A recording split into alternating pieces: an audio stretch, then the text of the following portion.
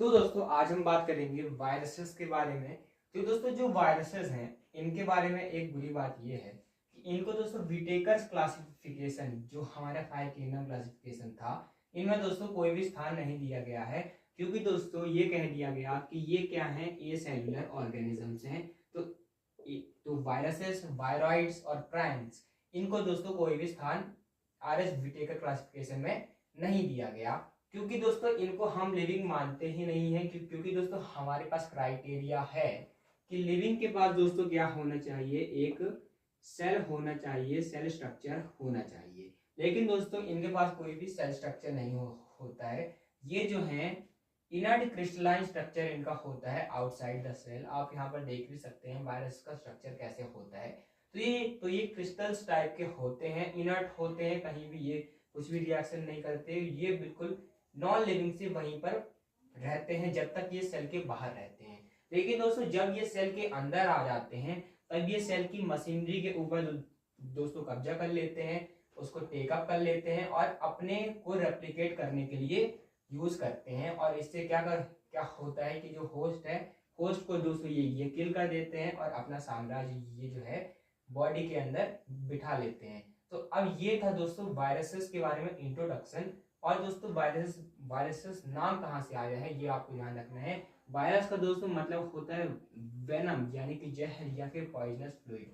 तो दोस्तों ये एक जहर की तरह फैल जाते हैं, बाहर इनका कोई भी फर्क नहीं है, लेकिन अंदर जब जाते हैं तो सेल की मशीनरी को ले लेते हैं और होस्ट को किल कर देते हैं, खुद रेप्लिकेट हो जाते हैं, खुद अपनी संख्या को बढ़ा लेते हैं। अब हम देखते हैं कैसे कैसे इनकी डिस्कवरी आगे बढ़ी है।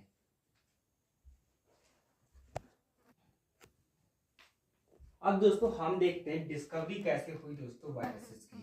तो दोस्तों वायरसेस जो हैं वो सबसे पहले रिकॉग्नाइज किए गए थे डिमित्री इवानोव्स्की द्वारा 1892 में। उन्होंने दोस्तों देखा कि ये जो है कैजुअल ऑर्गेनिजम्स हैं टोबैको मोज़ेक डिसीज के, जो कि आप जानते हैं आज तो टोबैको मोज़ेक वायरस से होती है। तो दोस्तों इन्होंने देखा कि ये जो है बैक्टीरिया से छोटे हैं। ये जो इनको नया ऑर्गेनिज्म मिला जिसको बाद में वायरस कहा गया, तो ये जो है बैक्टीरिया से छोटे हैं, क्योंकि दोस्तों ये जो है बैक्टीरिया प्रूफ फिल्टर से पास कर जाते थे। जिनसे बैक्टीरिया पास नहीं कर पाते थे उनसे ये पास कर जाते थे, मतलब ये जो है छोटे हैं। 1892 में दिमित्री इवानोव्स्की जी ने ये देखा।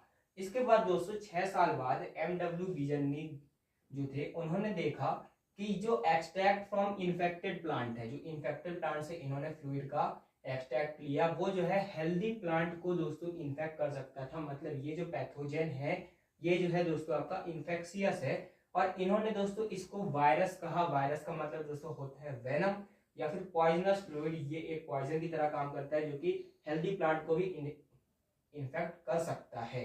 और दोस्तों उस फ्लूइड को इन्होंने कहा कॉन्टेजियम विविडियम फ्लूइड यानी कि पॉइजनस फ्लूइड इन्होंने इसको कहा।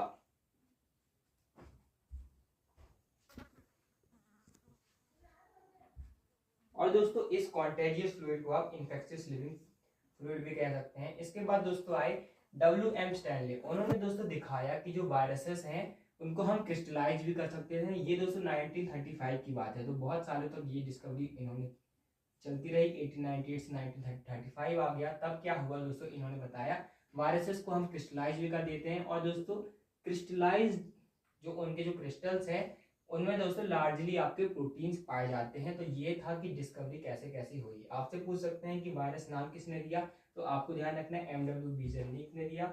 और इसके बाद दोस्तों सबसे पहले रिकॉग्नाइज किसने किया, तो वो दिमित्री इवानोव्स्की जी ने किया। और टोबैको मोज़ेक डिसीज में ये दोस्तों डिस्कवरी हुई थी।